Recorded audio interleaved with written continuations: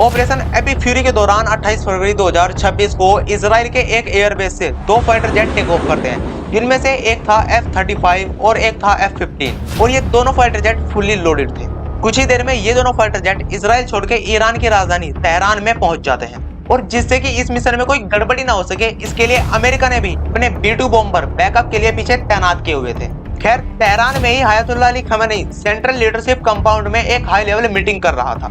इस मीटिंग में वहाँ की सिक्योरिटी और नेशनल डिफेंस ऑफिसर भी शामिल थे। अच्छा, अब ये जो खमेनी का रेजिडेंस था, इसके अंदर एक अंडरग्राउंड बंकर भी था और यहाँ की जितनी भी मीटिंग होती थी वो सारी की सारी उस अंडरग्राउंड बंकर के अंदर ही होती थी। लेकिन आज खमेनी के कहने पर ही ये मीटिंग इस अंडरग्राउंड बंकर के बाहर की जा रही थी। अभी जो फाइटर जेट थे जो तेहरान में एंट्री ले चुके थे, इनमें से एक फाइटर जेट जो था F-15 वो खमेनी के इस रेजिडेंस को निशाना बनाकर लगभग 30 मिसाइल्स फायर करता है, जिनमें से एक शामिल थी ये बंकर बस्टर मिसाइल और इस मिसाइल का नाम था ब्लू स्पैरो। अच्छा, अब जरा इस ब्लू स्पैरो मिसाइल के बारे में जान लेते हैं। ये मिसाइल जैसे ही अपने जेट से फायर की जाती है, तुरंत के तुरंत ये मिसाइल हमारे एटमॉस्फेयर यानी कि वायुमंडल को छोड़ के उसके बाहर चली जाती है। इससे फायदा ये होता है कि इसे कोई भी रेडार डिटेक्ट नहीं कर पाता और उसके बाद ये मिसाइल एटमॉस्फेयर में ही लगभग 10-15 किलोमीटर आगे जाती है और फिर वहां से अपने टारगेट को देखकर माक 9 की स्पीड से यानी कि आवाज की गति से भी लगभग 9 गुना ज्यादा स्पीड से ये अपने टारगेट की ओर बढ़ती है। इससे फायदा ये होता है कि कोई भी एयर डिफेंस सिस्टम इसे इंटरसेप्ट नहीं कर पाता और ये सीधा अपने टारगेट पे ही जाके हिट होती है। और कुछ ऐसा हुआ खमेनी वाले केस में। ये मिसाइल सबसे पहले हमारे एटमॉस्फेयर को छोड़ के बाहर गई